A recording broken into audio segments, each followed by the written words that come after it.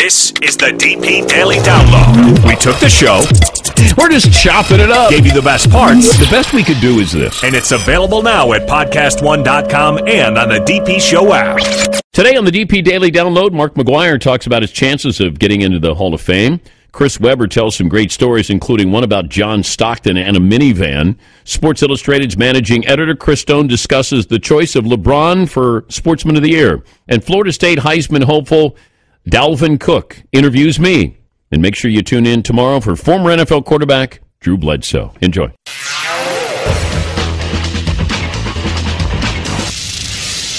You did the first ever 6 p.m. Sports Center, and they wanted to blow it out with guests. Yes. We sent Bob Knight a Dan Patrick Show sweatshirt. He hid it with like a clipboard, and then when you went to interview him live for the 6 p.m. Sports Center, he unveiled it, and you guys were both like crying, laughing. Yeah, Bob Knight. Took a long time, though, but I don't know if he's ever going back there. And I don't know, is he exercising demons there? Is he going to do it for other people? Is it for other people? But you see this sometimes with coaches, and Bob Knight's not going back to Indiana, I don't think. Even if Isaiah Thomas reaches out or Steve Alford, I just don't think he's going back. All right, here's the guest list today. Dalvin Cook, the Florida State running back. He's having another great year. They're just not in the conversation as being a great team. Just off the radar, but he's going to be a great pro. He's really a special running back, and he'll be probably a top 10 pick. Mark McGwire, the bench coach, former major leaguer. He's a Padres bench coach who's going to join us. And Chris Webber, C. Webb, NBA on TNT, will join us coming up as well. All right, a couple of things here. Sometimes it takes us time to realize when a team is good. Like the Chicago Cubs, we were waiting for the Cubs to be a really good team. Golden State Warriors, you weren't quite sure, and then they eventually won a championship. Cubs win a World Series. Here we are with the Dallas Cowboys, and there's still some holdouts. A couple of weeks ago, I wasn't quite sure how great they were, because I don't know if there's a great team in the NFL right now. They're very good. I think it comes down to defense. Their defense is going to decide if they go to the Super Bowl, win a Super Bowl, in my opinion. Because if they're able to play defense, the offense seems to be pretty good, pretty consistent. But it's going to come down to their defense. Now, they were 4-12 last year. So it's hard to wrap your head around the Cowboys actually going to the Super Bowl in the Jerry Jones era, or at least the second part of the Jerry Jones era, because they've done everything they could possibly do to get there and have fallen flat on their faces. 20 years, more than that. And here they are. They got a great running attack. You've got great play out of your quarterback. The offensive line is great. And everybody it feels like you're waiting for something to happen. Like it just can't be this good. We're waiting for that bad game by Dak Prescott, or Ezekiel Elliott gets an injury, gets something tweaked. Something happens. Offensive lineman gets hurt. Something has to happen here, right? They got the game with Minnesota coming up tonight in Minnesota. I don't know who's favored in this game. Probably Dallas by a couple. But the feeling is, this is Minnesota's season tonight. If Minnesota doesn't win, you pretty much write them off. Mike Zimmer, their head coach, probably won't be able to coach because he had emergency eye surgery. But they're at home facing the Cowboys. But Dallas has passed all the tests so far. There have been pop quizzes. There have been SATs. There have been everything. They passed everything there. Cowboys favored by 3, Paulie? Yep. 2.5? Okay, 3. All right. Minnesota, though, at home, they have to win this game. But it's weird how you're still not quite sure Dallas is a great team. Yes, McLovin. They haven't really beaten anybody, and I know Shane Irving's listening right now. They've kind of had a weak schedule. But you play, so are you gauging that they're not a great team because they haven't played anybody? Well, even though they've beaten everybody that's been placed in front of them except for one. They've sort of got, things have fallen the right way. Okay. They got, So you're not all in on the Cowboys being the favorite to go to the Super Bowl? I think they're going to go to the Super Bowl. I think they're last year's Panthers. The Panthers had an easy schedule, ran through it. They're going to get home field, and I predict they lose in the Super Bowl. Okay. But then again, it's exactly like you said. I can't get used to them being that good. Yeah. If you could redo your pick, Dan, I know. Oh, yeah. Yeah, I mean, definitely. Because I didn't realize that Green Bay was going to have all these injuries. The defense wouldn't be that good. Because Aaron Rodgers has been great, but the defense has been terrible. And that's what's let them down. I mean, they give up, 47 to Tennessee? I mean, they had a 3 or 4 game stretch where they're giving up 120 points. I think 3 games they give up 120 points. You're not good. I don't care who your quarterback is. Yes, McLeod. What if they sneak into the playoffs like they did their Super Bowl year? Who would you feel more confident in the postseason? Green Bay as a wild card or Dallas as the division leader? Dallas I would, because I think they're a better team. The Giants would be the team that I think is sneaky over Green Bay. But no, Dallas has done everything that they've been programmed to do. They've been asked to do. It's just weird you're saying, Dallas is the team to beat. Because for so many years, we're like, Dallas, they're fun, interesting. Now, they're the best team in the NFC. All right, the Sports Illustrated Sportsman of the Year is going to be announced in about 15 minutes from now. We'll hedge our bets on who we think will be the Sports Illustrated Sportsman of the Year, who will be and who should be. Also, baseball and the Players Union quietly make a deal. We'll talk about some of the things, the fallout, including the All-Star game doesn't count.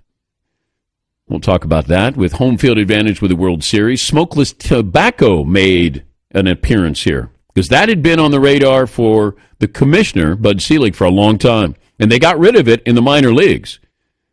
But they've been able to get away with a lot of things in the minor leagues, including, their drug testing program is, far more superior to what you have in Major League Baseball. But they're going to test for HGH. But banning smokeless tobacco. What I want to know is what's the punishment if you're caught with contraband smokeless tobacco? Have we talked to Major League Baseball about, do you get fined? How do they punish you? They wash your mouth out with soap? What do they do here to punish people who use the smokeless tobacco? I'm guessing you can't fire up a heater in the dugout like the old days. No, can't do that. Yes, I think there were each individual city too was banning it on their own. I think Chicago did and Milwaukee did. In Milwaukee, you get a $250 fine if you have, but that's from the city, I think, not from the league. Wait, are there certain cities where you could smoke pot, but you can't have smokeless tobacco? Getting caught with it? Like, I'm curious about this. But with Major League Baseball, now you can dip before fans come into the stadium, I believe. Once fans are in the ballpark, then you can't have a dip. And also, if you're a current MLB player, you're grandfathered in, you could dip for the rest of your career. But all new MLB players can't dip. And I know that players always say, well, we do as a society. Well, that'll never happen to me. If you look at what happened to Tony Gwynn, who died of cancer at the age of 54, and he said it was because he dipped. And Tony would always have a big wad there. But if you look what happened to Tony Gwynn because of smokeless tobacco, because of tobacco, that should scare anybody.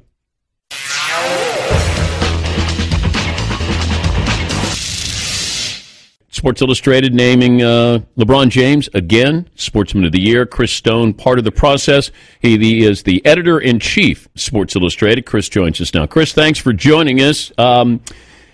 Give us an idea of why LeBron James, again, 4 years after he won it.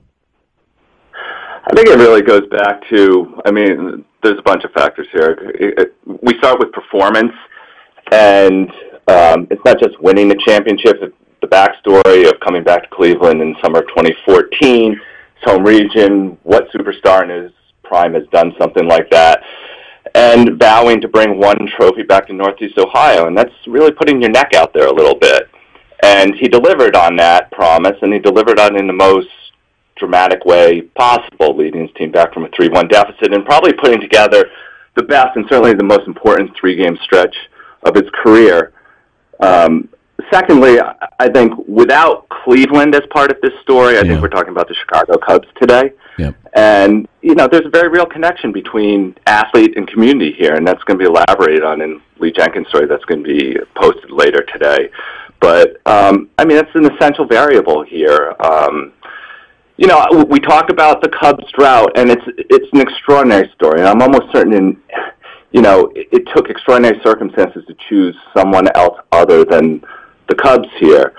But But if you look at Chicago, the city, like I said, it's a great story, but I don't think Chicago grapples with self-esteem issues, at least as a sports city. You look at Cleveland and the way it kind of viewed itself and the way it was kind of viewed from outside for all those years, and then to have, 6 years ago, LeBron leave him the way he did.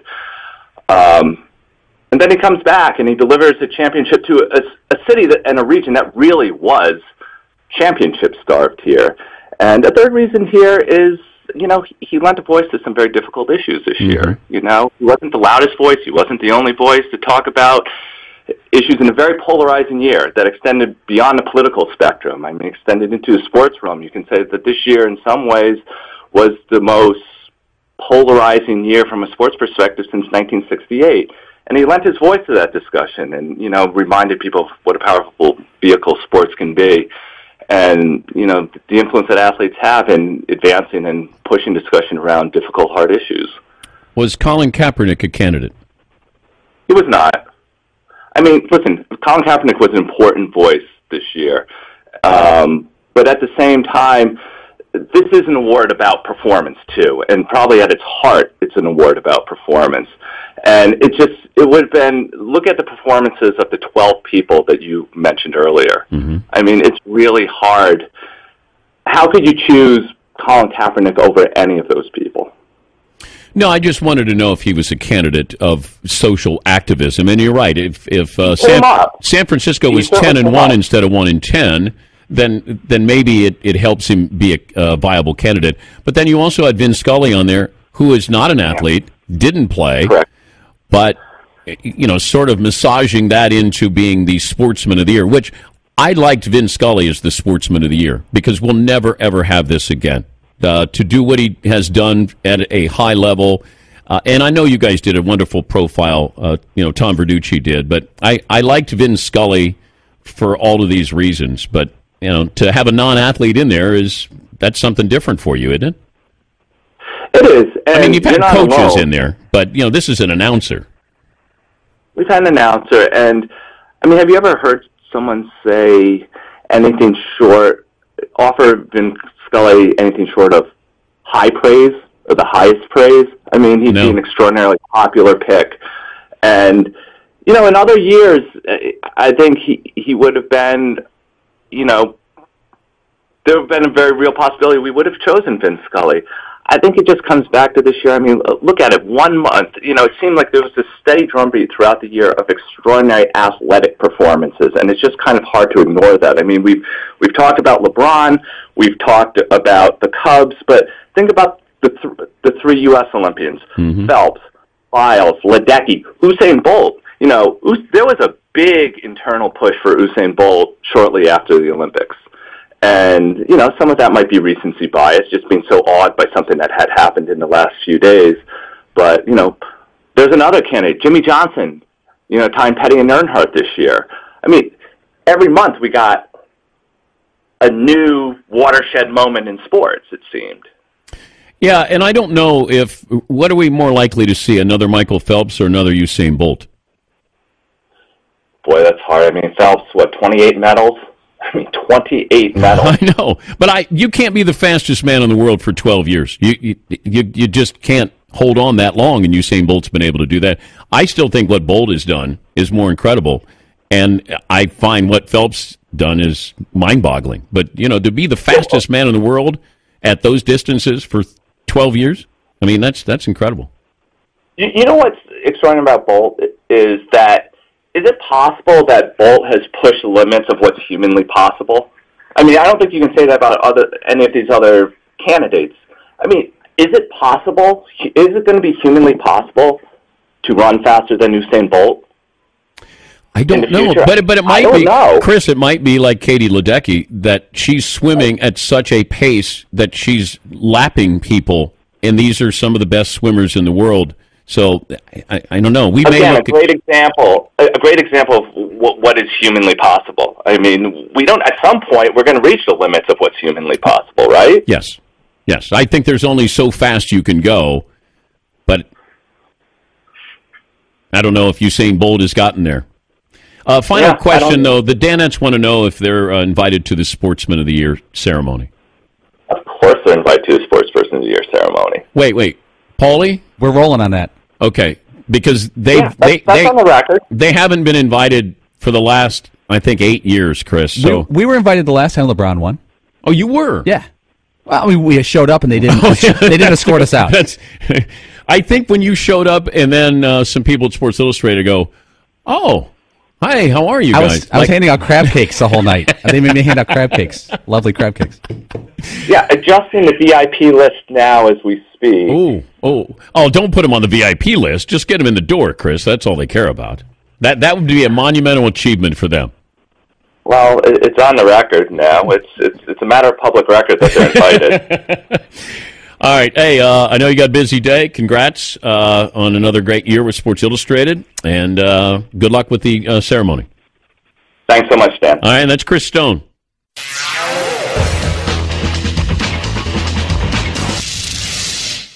He's Dalvin Cook, the Florida State running back, who's put up another great season, 18 touchdowns, 1,600 yards, and had the win last Saturday over Florida, currently ranked 12th in the country and a Heisman Trophy candidate. Dalvin, good morning. How are you? I'm doing great. What about yourself? Oh, here we go. Now, did you add a little bit to your voice here this morning? No, I didn't add anything. All right. I'm going to have to go a little bit lower then on here, just to let you know. You got classes today? No, I'm actually free for the day. Oh, really? Yeah. Has a teacher ever asked for an autograph?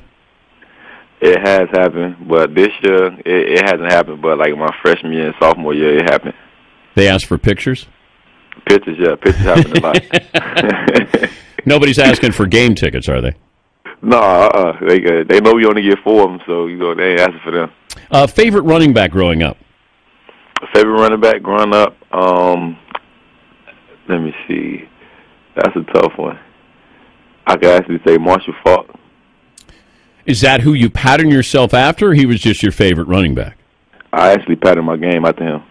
Well, that'll be smart going into the NFL. If you can resemble Marshall Faulk and catch passes, block, and also run, then you're going to have a long career there. Favorite NFL team?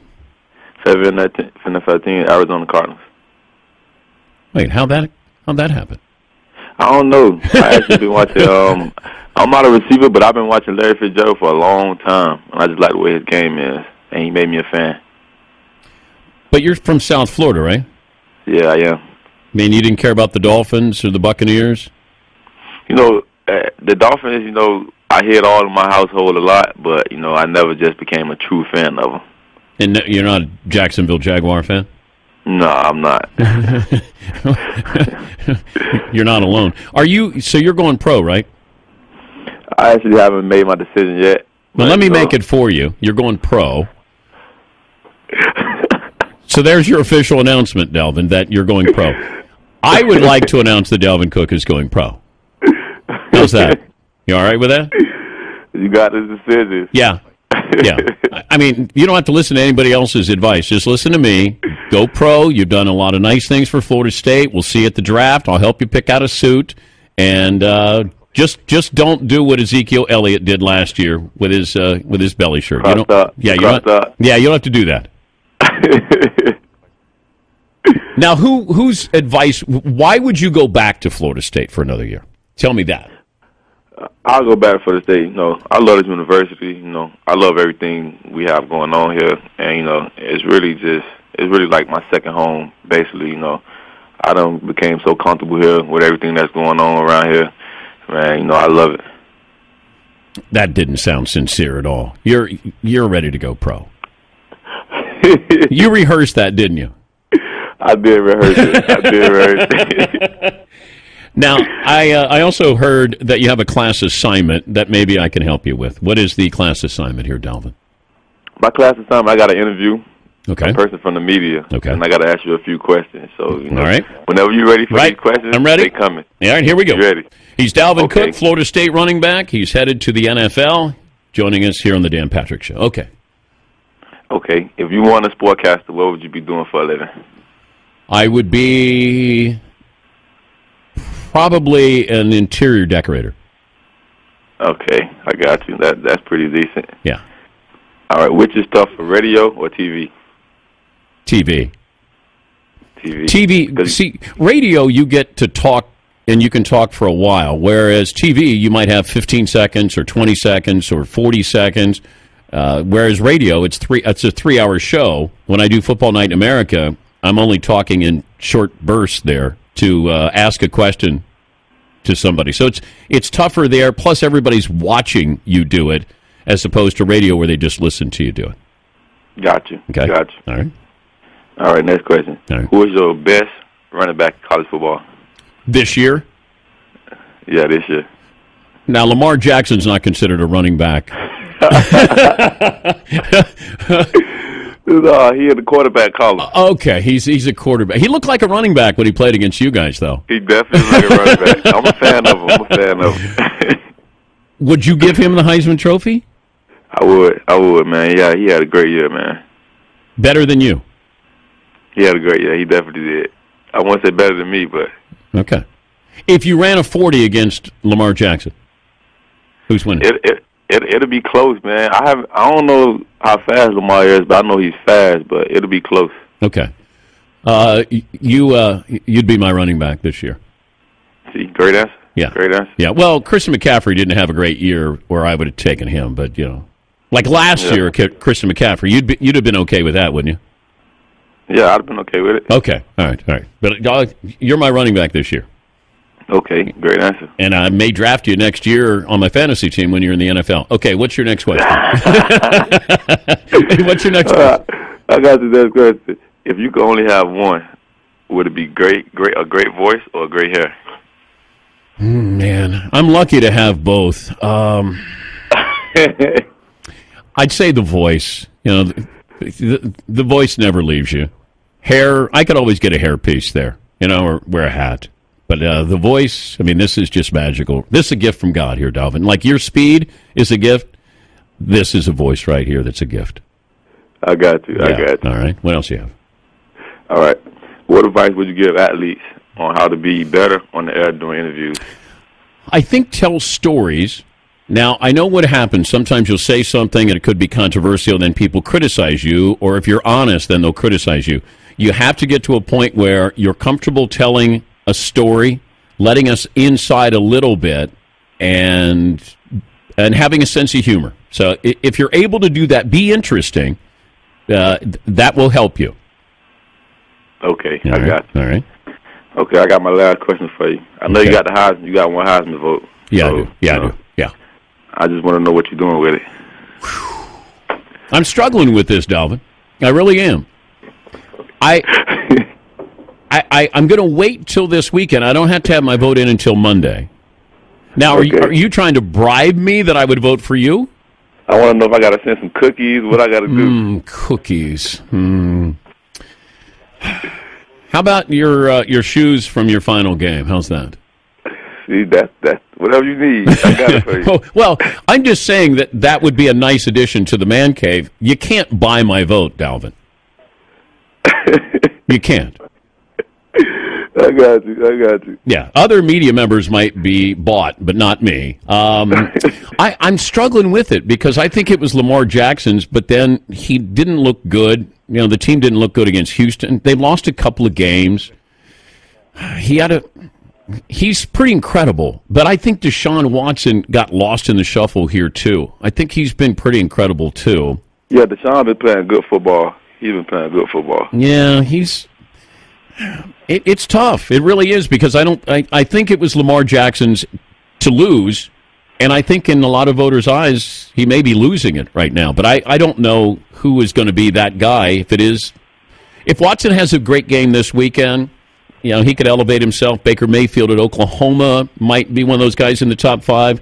You're in the mix. So I think there's a lot of candidates. I don't know if there's one that stands out. But you'd give it to Lamar Jackson, right? Yeah, I think he ran away with it with his numbers and, you know, the way he's been playing all year. Do you think he could beat you in a 40-yard dash while carrying the Heisman? No, that's not possible. Okay. That's not possible. That's not possible. All right. Well, good luck. Good luck in the bowl game, and good luck in the draft. And we'll wait to get those shoes here as an addition to the man cave. Yeah, thank you. Make sure you send your request, whatever you need for that vote, and we'll make it happen. Oh, okay. All right. Thank you, Dalvin.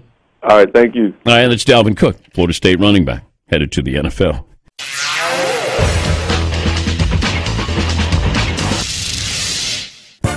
What do you believe? Would you have had the courage of Muhammad Ali to take on the government based on principle? Or could you find the resolve of Tommy Smith and John Carlos and raise your fist in defiance? Would you have been tough enough to hold your sisters down like Billie Jean King? I'm Chris Webber. Join me every Tuesday on my podcast, Fearless or Insane. We'll discuss sport, athletes, and their impact on society, politics, and culture. Download on Podcast One, podcastone.com, and iTunes.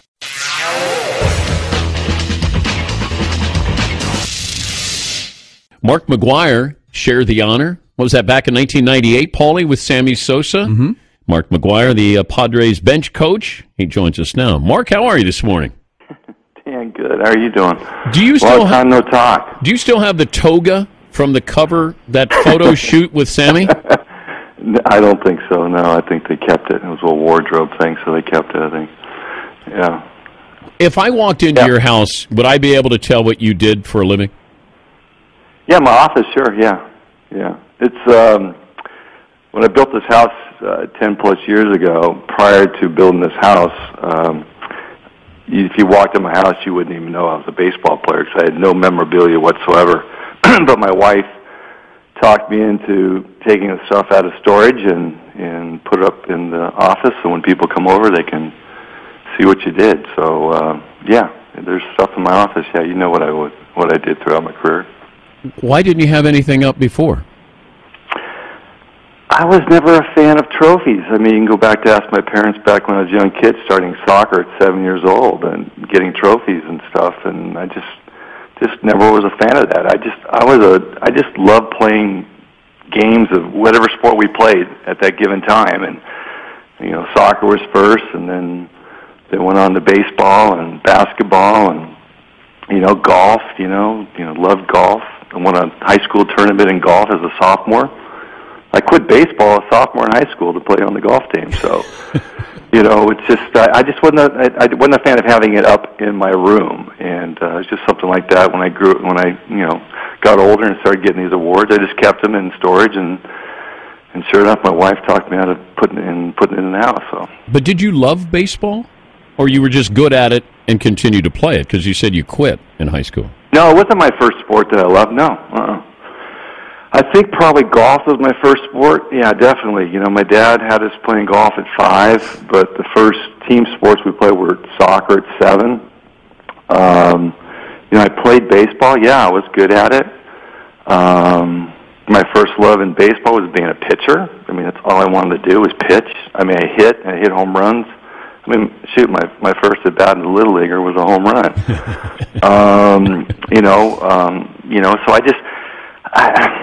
So I loved all these other sports. I think today's kids are getting so trapped into playing one sport, it's actually hurting them. I think the better athlete you are, the more sports you play, seasonal sports. Right now it's getting into basketball. I think kids should start playing basketball instead of playing year-round baseball. We're losing you a little bit there. The phone was starting to break up a little bit. Talking to Mark McGwire. Chris Webber will join us coming up. Paulie, just have Mark call back? Yeah, he's going to call right back. His line just dropped. Oh, okay.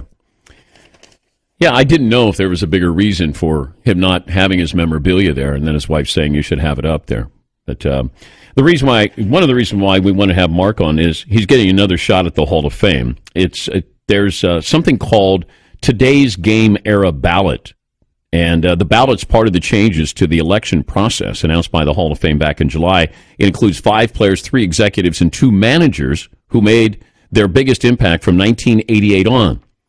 Harold Baines, Albert Bell, Will Clark, Lou Piniella, John Schuerholz, the Braves GM. So those are the 2017 candidates. So that's one of the reasons why I wanted to have Mark on the program.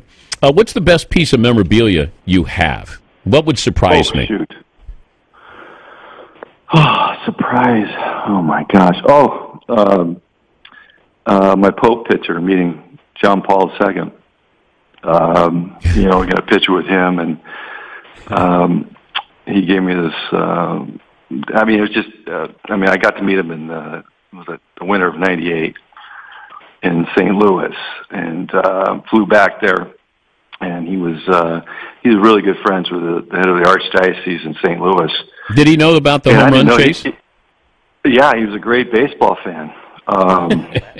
When I met him, he was speaking his language, and he said a few things to me. And you bow and you kiss his hand, and the picture I have in my house is me kissing his hand. And my gosh, it was the cleanest, most whitest hands I've ever seen in my life. It was like, I was in awe, like most people would be if you got a chance to meet the Pope.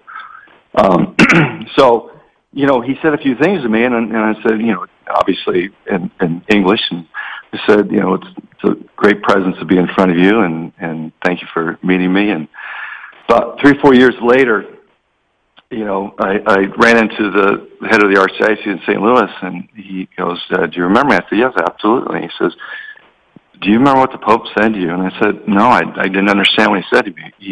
He asked me how my son Matt was doing. Oh, wow.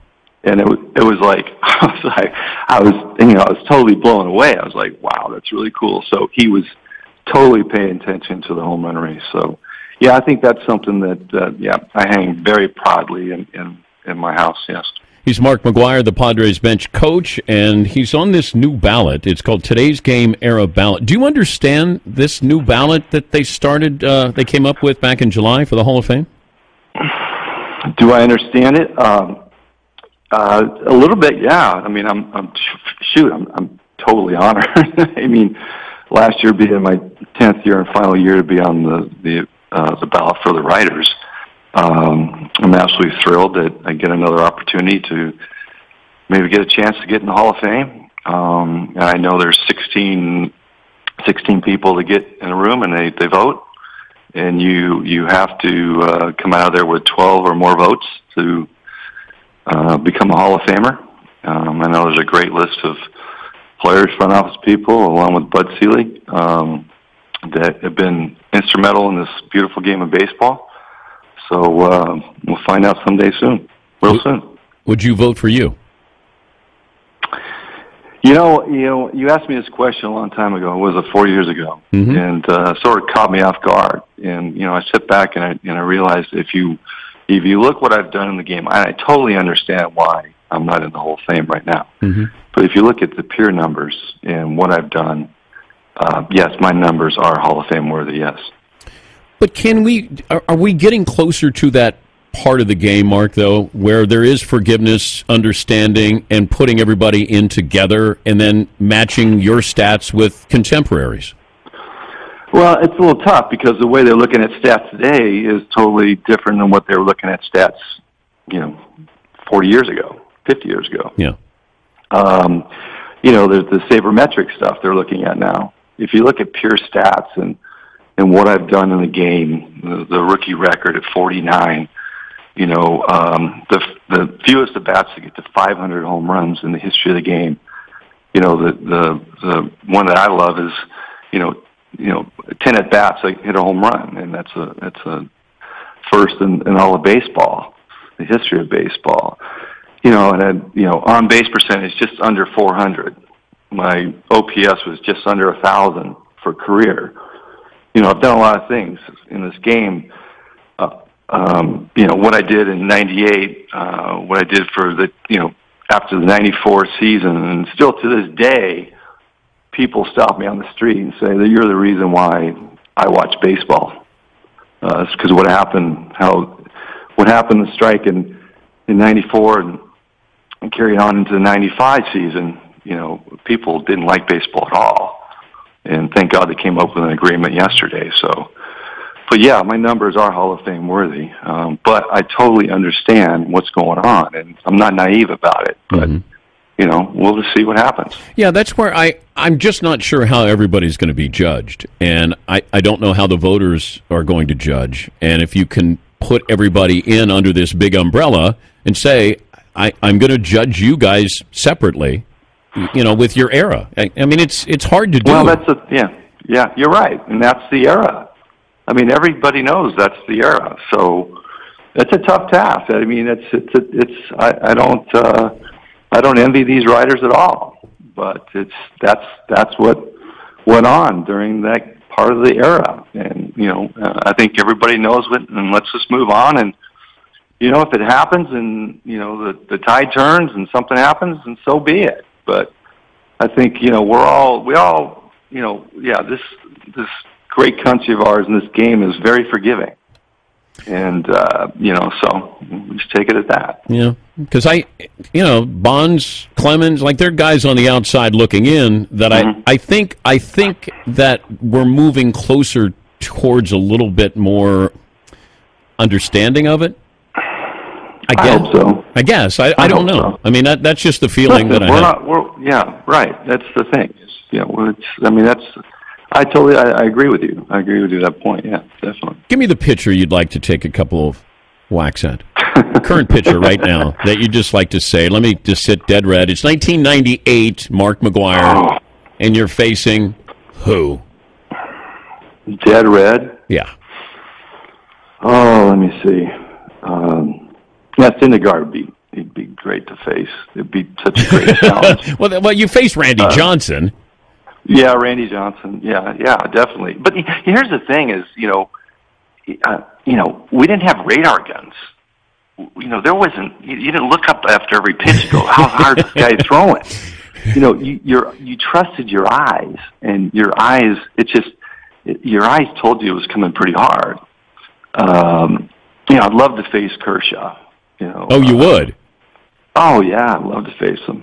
Yeah, I tell him, when I was coaching there for 3 years, I love him to death, and he's such a stud. I tell you what a stud he is. And I used to tell him, I said, don't ever throw that curveball to me, because I'm gonna hit that out of the ballpark. Because I tell you, I love curveballs, and I would pick that little hump that come out of that hand. And so yeah, but I think his nastiest pitch, obviously, is his slider. So his slider. Yeah, you're gonna lay off that. You're gonna lay off that. Well, I try to. Yeah, I try to.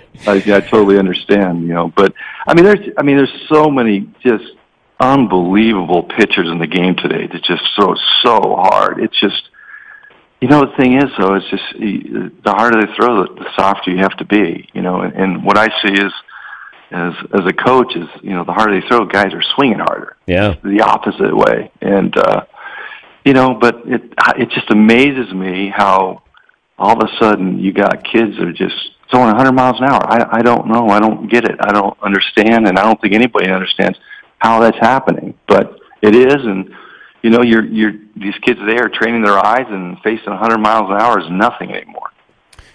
Well, I know the voting is December 5th. For another chance at the Hall of Fame. So good luck with that. And it's great to hear there's joy in your voice, because I know it wasn't there not too long ago, but it's there. Listen, I'm 53 years old, if you can believe that. It's just, we all have to move on. We all understand what's gone on, and I love life. I love my family. I love my job, what I do, sitting next to Andy Green and learning from him, and it's like sitting next to Tony La Russa. And I love my position down in San Diego, and you know what? I love life. I love my kids. It's just like watching them, like 14 and 12-year-old boys, and my 6-year-old triplet girls are just my beautiful wife. I couldn't be any happier.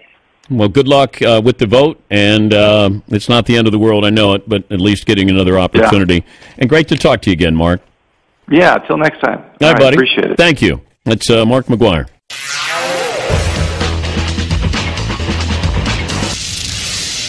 He's Chris Webber, the NBA on TNT analyst. He joins Marv Albert, call to the Clippers-Cavs tonight at 8 Eastern on TNT. Also, tune in to Chris Webber's new podcast, Fearless or Insane, a weekly discussion of sports and athletes, their impact on culture, politics, society, and life issues affecting all of us. C. Webb, the former Michigan great, joining us on the program. How are you, Chris? Dan, this is Marv Albert. Chris is very busy, but I'll get him for you.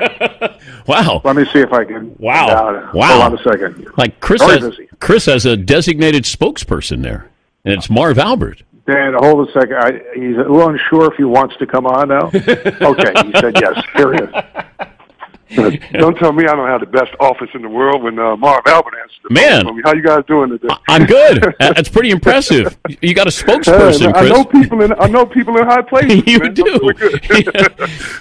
How are you guys? Good. I thought about you. I'm watching Indiana basketball last night, and I'm noticing the shorts are getting a little shorter. I don't know if you've noticed this because the Fab Five gave us the baggy shorts. What do you think? Is this cyclical where we're going to go back to the short shorts? I'm with you, Dan. I think it is cyclical. I think the fact that, everybody has to kind of have their own style, and if it's been done one way, then, I think the normal reaction is to go the opposite. So my thing is, as long as you have game, hopefully you do that, and hopefully you take a shower after and wash up and keep the area clean, because it's not good keeping that area bound and tightened up down there a lot playing the game. So as long as they're having fun, as long as you have game, you can definitely create your own style. But could you imagine the Fab Five having short shorts? John Stockton shorts? Come on, no. I mean, the whole thing for us is that, for me personally, the reason why I wore long shorts is I grew up playing in the park, and I had to cut up my jeans, and then we had jean shorts, and they were longer, and they were comfortable. You can breathe.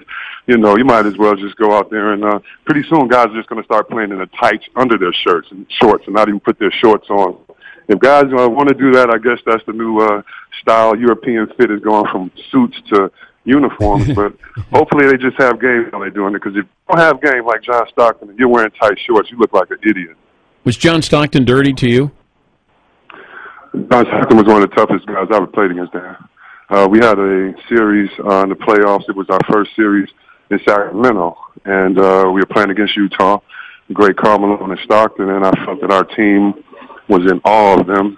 We were younger, and so I told Coach Alderman before the game, I said, on the first play of the game, I'm going to lay Stockton's ass out. And Coach said, are you sure? I said, yeah. I said, trust me, Coach, it's the first game. We just need to do it. Like, they're prepared for everything that's coming. They don't expect it. I lay him out on the screen. I'm talking about I lay him out, one of the best screens I ever did. Got my shoulder kind of in that head area, too, to kind of make it a little dirty.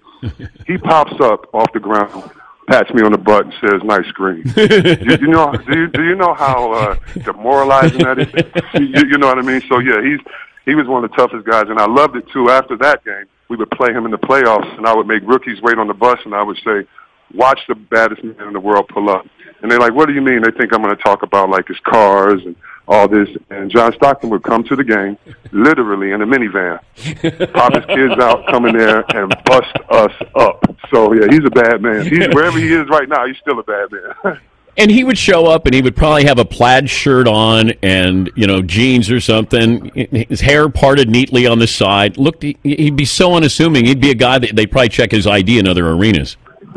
Oh, yeah. You even thought he was, coming straight out of Catholic Church, one of the kids up there, lighting the candles, or you thought, yeah, he was the valet. You definitely didn't think he was as bad of a man as he was, but he knew that, and he knew that being unassuming was part of his swagger. So he knew that, and he used that to his advantage too. He's Chris Webber joining us on loan from TNT. But who was the craziest guy you faced? Well, the craziest guy I played with was Vernon Maxwell. Yes. And that was fun every day. That was fun every day because he practiced as hard as he played in games. And so as long as Vernon knew that you supported him and you had his back as a friend, he'd run through a wall for you. But some of the things, and Jay Will, I got to put Jay Will up there. Jay Will probably is the craziest, funniest guy that I've ever been around. What I miss about Jay Will is not necessarily being on the court. It's going to the mall and being in the food court with him and hanging out because it's just personality, man. He's just a crazy West Virginia cat, and it's a lot of fun playing with him. Could he play now, Jason Williams? Yes. He is by far the best player not in the NBA that played. And no question. How old is he now? Is he 40-something? If I'm 43, Jason may have just turned 39 or 40. Because I'm watching him. He just turned 40, so I'm watching him in these pickup games. I know it's a pickup game, but he looks great. If he didn't have bad feet, he probably would be playing now. Like, he's like a guy like, all due respect to the great Pistol Pete. One of the sad, tragic parts about Pistol Pete's life is one of the things I admire is that he died on the court. You don't want to die, but if, at age 40, pass away. Yeah, and so it would shorten the time, but I believe if Pistol Pete would have lived to been 80, he would have died on the court. And I believe that about Jason. I don't want to put pressure. I'm going to say this, but I'm not putting pressure on this kid. I'm not. It's not about how good his kid could be or LeBron's kid. It's not about that. But today, if you Google his son, Jackson, his son might be better than him at 6 years old. I mean, he looks like a little man out there. He looks like a little man out there the way that he plays. And so Jason is somebody, man. He loves football, basketball. He's just a sports fanatic. If he had a daughter, she'd be the best in volleyball. Like, Jason's just sports 24 hours a day, and so it was always fun to hang around him, talk sport. His son Jackson is going to be bad too. Russell Westbrook, speaking of bad in a good way, I mentioned to Reggie Miller, I said if Westbrook and the Thunder, if he averages a triple-double and they are above 500, does that make him the most valuable? Does that make him most valuable? That's a tough one because you still have LeBron, you still have what Durant has done, but being that it hasn't happened since the 60s, 50 years ago, I would say that he definitely has to be up there. I would want to see their record. If he's over 500, like you said, if they make the playoffs, I could not argue against that when what we're talking about with everyone else is just scoring. I know you got to go. Thanks. I didn't mean to hold up the production meeting there, and of course you don't want to make Marv Albert mad. Yeah, well, no, Marv is the man, and we're just finishing up, and he's such a great guy to work with. It's like a blessing to work with him, man. He's, I didn't graduate journalism school. I didn't, do this, and so, from the fact of him helping me write opens to him really focusing on my career. The same with Dick Stockton, the same with Kevin Harlan, man. I'm blessed to be doing something I love and have the best teacher me. Same with Reggie Miller. I mean, he's the guy I learned to do research from in these games. So I appreciate the whole team that's made me better. And so it's a blessing to be here, trying to do my thing. Can you still dunk? Oh yeah, baby. I'm a dunk till I die, man. I have to dunk at least once a year. I don't play anymore. I just retired because my 16-year-old nephew Colton almost beat me, and it took everything in my being right to beat him. And so I'm not going to let him beat me. I'm going to quit now while I'm undefeated. So I'm officially retired from life basketball right now. I watched Reggie shoot last year, and he was shooting from three, and he had jeans and a sweater on, and he was killing it. Reggie Miller can still shoot as well as anybody in the game. Think about this, Dan. I have this idea. I want to know what you think. Okay. I think that after we have the three-point contest in the NBA, right, we let Kevin Hart shoot. We let all people that haven't shoot these contests. Yeah. I think what we need to do is do the regular three-point contest, have a winner. And let's say Steph Curry wins. Then we go get guys like Craig Hodges, Dell Curry, Reggie Miller, Larry Bird, because I think it would show that the game doesn't get old. Your jump shot never can get old. And like you said, Reggie's still one of the three-point shooters. It would be interesting to see them bring out the old shooters, and every year, after you have the three-point champ, to let them shoot against them with a different rack, different numbers. But I think it would show, like, the skill set never leaves these guys. I mean, you think about Paxton, you think about even a Kerr. I think it would just be interesting for people to see them compete against others because fatigue and everything doesn't come into it like playing. So I'm pushing that we have some veterans shoot threes in a contest in some of the NBA All-Star games to come. Well, what I'd like to do, I'd have Steph Curry coupled with Steve Kerr, so you had teams of new and retired. So Steph shoots the first rack, Kerr gets the next one, Steph got the next one, Kerr's got the next one. So the older guy's only shooting 2 racks, and then Steph is going to shoot 3 racks. What do you think? I love it, except I'd put Steph with Dale, and it'd be wonderful. I mean, because Dale, I still think Dale is up there with Steph. Maybe not as nice, but I still think he could shoot with him. But I definitely like that. I think it would be good, man, because you could just show the basketball, the shot always stays the same. But I think it'd be interesting. It'd be much better than those old-timer games where you got guys pulling hamstrings and tearing ACLs. Hey, have fun tonight, and it's always great to talk to you, Chris. Thanks for joining us.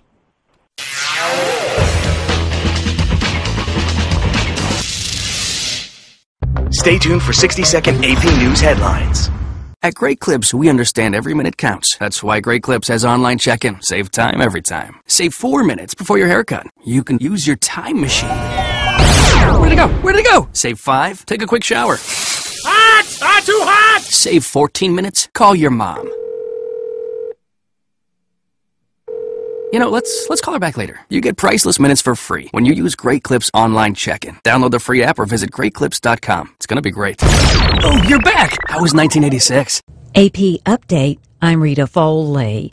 President-elect Donald Trump is likely setting up a battle with Washington by his choice of Rex Tillerson as Secretary of State. Tillerson is the CEO of ExxonMobil.